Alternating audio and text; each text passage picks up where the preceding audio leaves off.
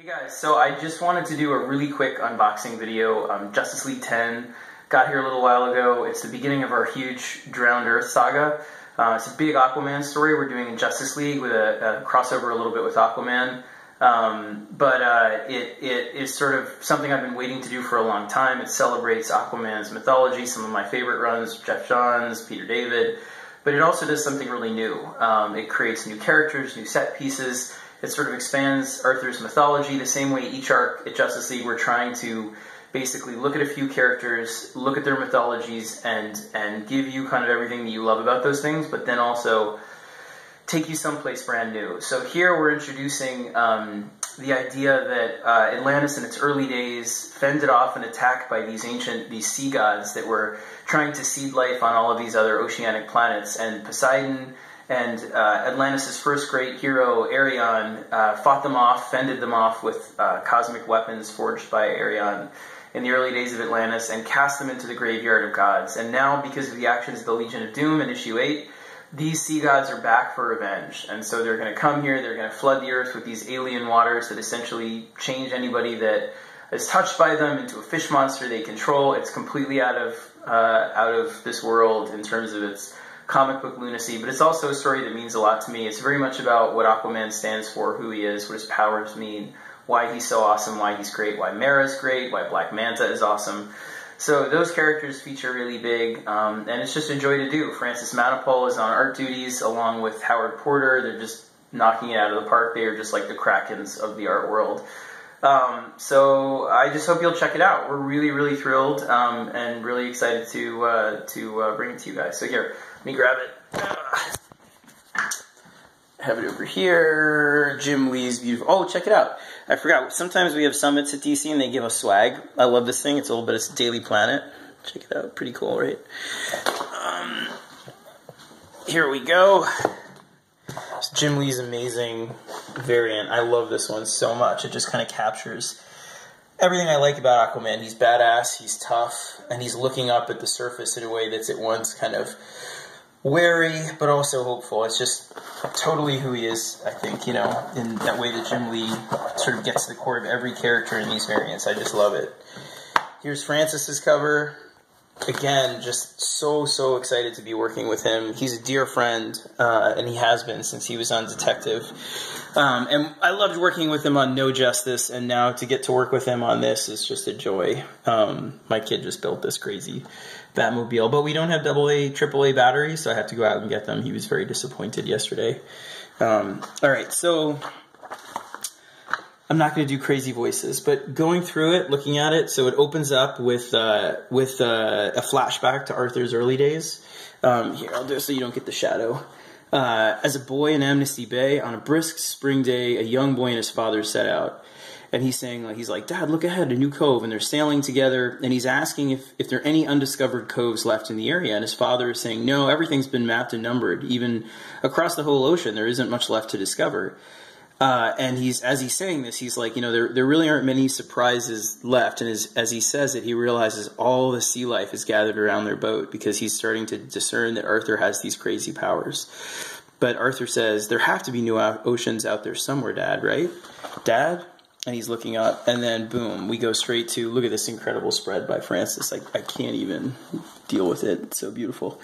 Aquaman and Wonder Woman, they're in the Arctic Circle. Spoiler, there's a magical ship in a bottle. We learn that Poseidon uses these to guide people towards whatever he is trying to get them to find. They're his way of sort of having them find ships that have been sunken, that have things on them that people are hoping to discover.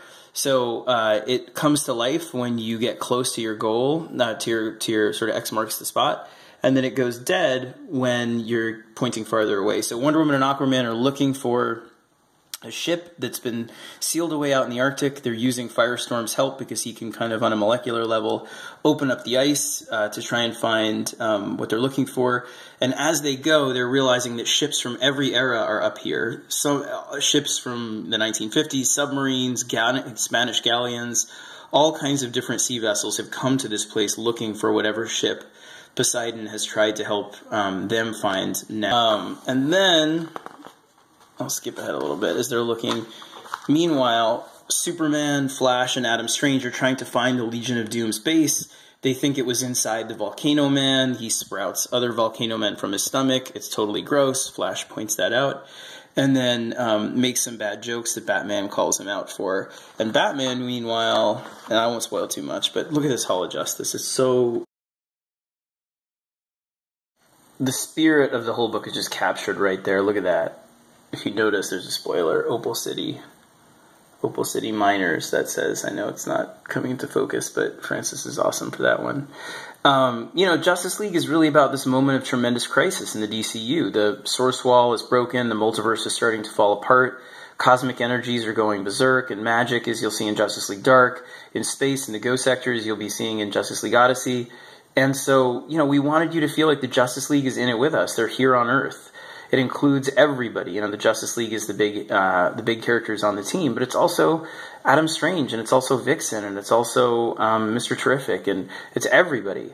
So it's really a story that's meant to be about the DCU saying, or the heroes basically saying, we all need to stick together, find a way through this thing, because these challenges seem insurmountable, and the entire multiverse will soon start spinning towards its doom. Spoiler, but it's in our January annual. And the villain saying, exactly, we're meant to be selfish, we're meant to be animalistic, tribal, we'll be better that way, it's our final evolutionary form. Lex Luthor's like, unleash your inner bad guy and be your best self and side with us, and fuck all of this kind of stupid, let's all try and find a middle and get along. So meanwhile, inside the Hall of Justice, you have Batman in a full body cast, which I love. He got his arms and legs broken from Lex Luthor in our first arc, but don't think that body cast doesn't have crazy bat weapons upon weapons.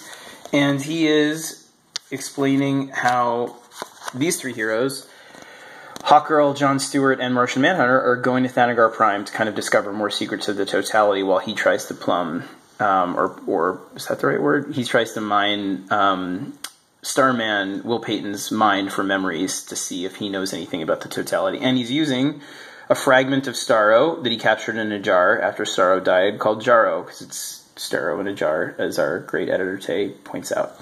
So that's the beginning of Justice League 10. I'm really excited about it. And yeah, I hope you enjoy it. I hope you check it out. And we just all want to say thank you again. All of us on the book, you know, we never expected the kind of support you guys have been showing us. It's just my favorite, you know, job to get to work on this, and some of the stuff we have coming up from Metal until now has just been the best time, you know, I've ever had at DC and in comics. And I can promise you, if I can leave you with one thing, it's this. This arc is meant to be read independently.